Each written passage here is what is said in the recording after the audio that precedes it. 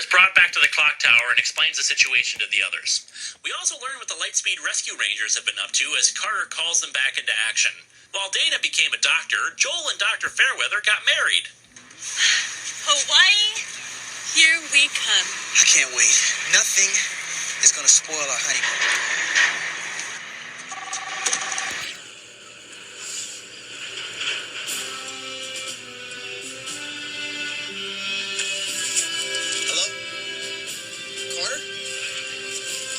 It's going to have to wait. What is it, Carter? Excellent. He'll be right there. Kelsey is doing what she always does, and Chad is a lifeguard. Viper starts the spell, but Carter and Wes head in to interrupt it, grabbing the amulet. You? I see you're still keeping bad company. Viper's stupid car is back as well, and she chases after them, disabling the rescue jeep. They're cornered by Viper, but before Carter can destroy the amulet, Nadira shows up with the other Rangers captured. Viper finishes the ceremony, summoning the super demon. However...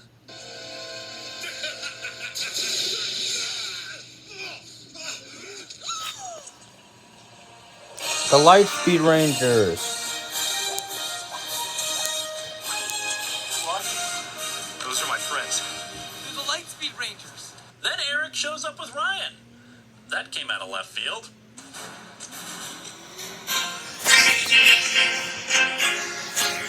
Waiting for this for a long, long time. Let's do it! Lightspeed Rescue.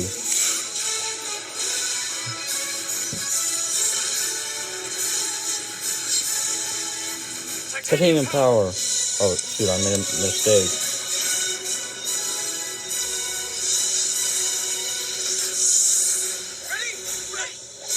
Time Force. Quantum power.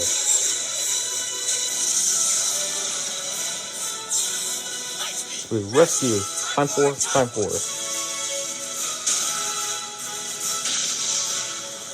Oh, this is badass. Yeah, I it don't like the is. versions of the theme songs they used for the morphing. It would have been better if they had done it like the last two team-ups with the full orchestral. But this is still an awesome episode. While the two teams aren't as in sync as the Space and Galaxy Rangers, just the fact that the groups are spending more time together is a plus. There's no distracting little kid, and all of the original actors are present. The teams are great together, and the combined battleizer weapons manage to destroy Viper and the Super Demon. That was a bit anticlimactic. They bring the Lightspeed Rangers back to the clock tower. I thought you guys came from the future. This place looks kind of old.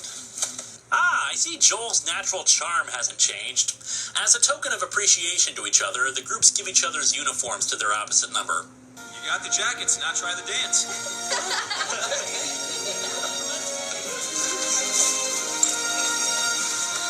You ready? Yes. Lightspeed Rescue. Time for Lightspeed isn't as good as To the 10th Power, of course, but then again, those are some pretty big shoes to fill. However, it was leagues above Trakina's revenge, simply by having the episode focus on the Rangers instead of a one-off little girl. There were some rewrites and cuts, including that there was now a second Lightspeed Aquabase and that Ryan was in command of it. We don't know what happened to Captain Mitchell, though his actor is the voice of the Super Demon. And we never learn how and when Ryan met up with Eric, the Time Forces Rangers' reaction to the existence of past Rangers, how Carter knew about Viper's return, or how he knew who the Time Force Rangers were. Like I said, the ending is a bit anticlimactic, especially with how they built up the Super Demon, and I really think this should have been a two-parter, but for what we got, it was good. There seemed to be a shift in Eric's personality after he stopped himself from leaving, though what exactly inspired this change, I can't be certain. He was more willing to help the Rangers and started going off on his own without the backup of the Silver Guardians to aid them. Sure, he'd always helped the Rangers in a pinch, but he wasn't as rude and standoffish towards them anymore. It's kind of subtle, and I do compliment the creators on it if that was their intention.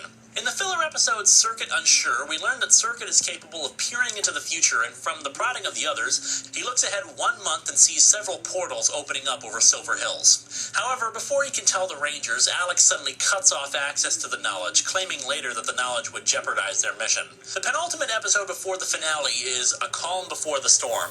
Rancic, to his frustration, has discovered that he has no more mutants to send against the Rangers. The Rangers realize this as well and are excited by the prospect of going home. Save for one of them. Don't tell me that you're gonna miss this drafty old clock tower. Actually, there's a lot I'm gonna miss. At Biolabs, they've discovered that a byproduct of their research can be formed into a powerful crystal, one that subsequently powers Frax's new robot. Eric informs the Rangers and they're worried since the crystal isn't supposed to be discovered for another 100 years. I should note that a good chunk of the episode is a clip show. However, it's a clip show done well, since there's actually a lot of its own plot to deal with and serves as character development too. Wes reveals to his father that the Rangers are from the future and that he has to stop the research. What I really like is that Mr. Collins is clearly thinking about it, and their relationship has changed since the show began. I gotta go, Dad. Go. Turns out the attack is by Frax and his robot. After Eric defeats the robot, Rancic starts hunting for Frax's base, and Mr. Collins hands over the crystals to Wes. However, at the end of the episode, they get a call from Alex. According to the history banks, you save the future, but you don't survive to make it back. The season comes to a close in the three-parter, The End of Time. So the Doctor travels back to Earth to confront the Master, having been warned by the Ood. The Master has been resurrected by a cult of his former... sorry, wrong notes here. Alex explains that while the details are unclear, there is a chance to save them. He's going to send the time ship to take the 4 future Rangers back to the future and leave Wes alone to confront the oncoming threat. I suggest you prepare to return. You must leave before the time hole begins to open. And Wes, I'm sorry. Rancic, meanwhile, dispatches every Cyclobot under his control to find Frax. The other Rangers tell Wes that they refuse to return to the future. If you can make your own destiny, so can we. We're gonna stay and fight. Together. We're team, Wes. No matter what happens. Frax creates one final robot. Meanwhile, Trip and Nadira get into a fight at a clothing store, but they make a truce when a pregnant woman is about to have her baby. Trip forces Nadira to help, and seeing the new child makes her wonder if maybe humans aren't so bad after all.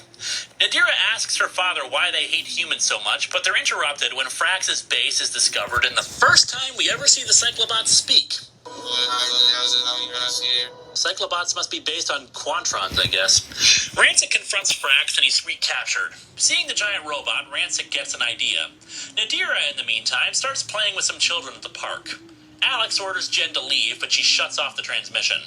Nadira goes to the imprisoned Frax and asks why humans and mutants hate each other.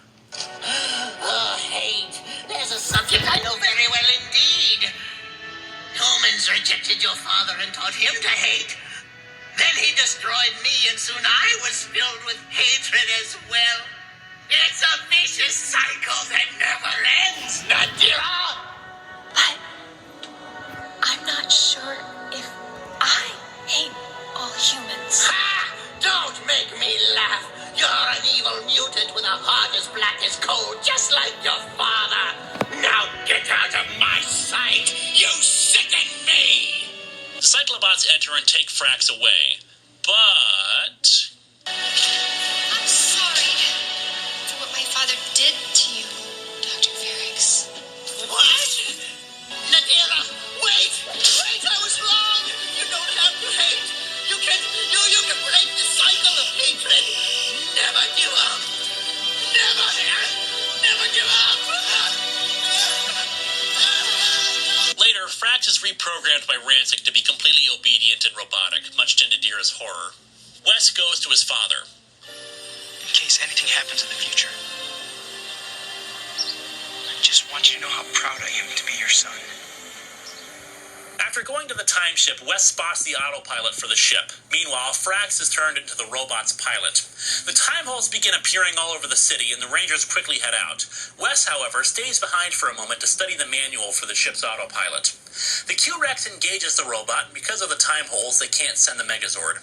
Circuits analysis indicates that the crystals that power both machines are what's causing the time holes to open. Eric refuses to withdraw the Q-Rex, or else the city will be destroyed. Wes says he has an idea on how to use the time ship and brings the Rangers back to it. However, he then activates the autopilot to send them back to the future, ending part 1. Before Jen can say that she loves him, the time ship takes off for the year 3000. Wes returns to the battle as the Q-Rex is defeated, Eric crawling out of the wreckage. The Cyclobots close in on him, but Wes comes to his rescue. I was managing just fine, thanks. Wes finally asks him what his deal is. What is it with you? For years I've tried to be your friend, but you don't want anything to do with me. My friend. You don't even know the first thing about me, Wes. I had nothing. I was dirt poor. And I have struggled for as long as I can remember to pull my life out of the gutter. No one helped me. Not even for 1 minute. You and I have nothing in common. No. We may have grown up differently, but we have a lot in common. We both fought to change our destinies, and we both succeeded. Look at this. We are Power Rangers, Eric. And friends or not, we're the only hope this city has right now. The Rangers arrive in the year 3000. Welcome back, Rangers. I'm glad to see you came to your senses. Return to where you belong. Whoa, take it easy, Jen. Travel 1,000 years. It'll be a little disorienting. Now that you're home, you can relax. Enjoy the life you left behind. Mr. Collins is informed by his head scientist about how the crystals are responsible for the vortices, and he arrives to help people who've been injured in the fight as he searches for Wes. Reduce my car. Get these people to a hospital. Alex informs the others that Wes didn't survive the fight, but he did win. Jen, I know. This must hurt. But after you go through memory adaptation, you'll feel a whole lot better. Memory adaptation? Standard procedure. Whenever someone travels back in time, we have to erase their memories to acclimate them back to the present. When it's done, you won't remember a thing about the year 2001. Wes brings Eric back to the clock tower, but a Cyclobot spots them, Rancic leading his forces in an attack on the tower. The Cyclobots storm in and they fight the two, but of course they're vastly outnumbered. Though I've got to say, they put up a damn good fight. Wes grabs one of the Rangers' guns and starts shooting down the Cyclobots, but realizing the situation, he sets the gun on overload, and then this. Going up.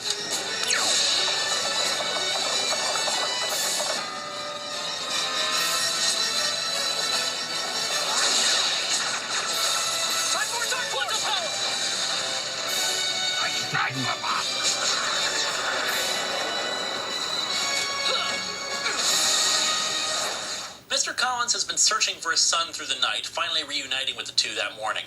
Eric spots a Cyclobot about to shoot them and takes the blast for them, unmorphed. Eric hands over his quantum morpher to Wes as Mr. Collins takes him to safety. Wes charges in against the Cyclobots unmorphed, just to show his bad attitude as the other Rangers are about to have their memories erased. No! I don't want to forget. In fact, I'm going back to help him. Jen, just wait. I'm with you, Jen. We all are. Don't try and stop us. I don't want you to go. You could be destroyed. We have to. Don't you see? How can we live our lives knowing that it cost Wes his?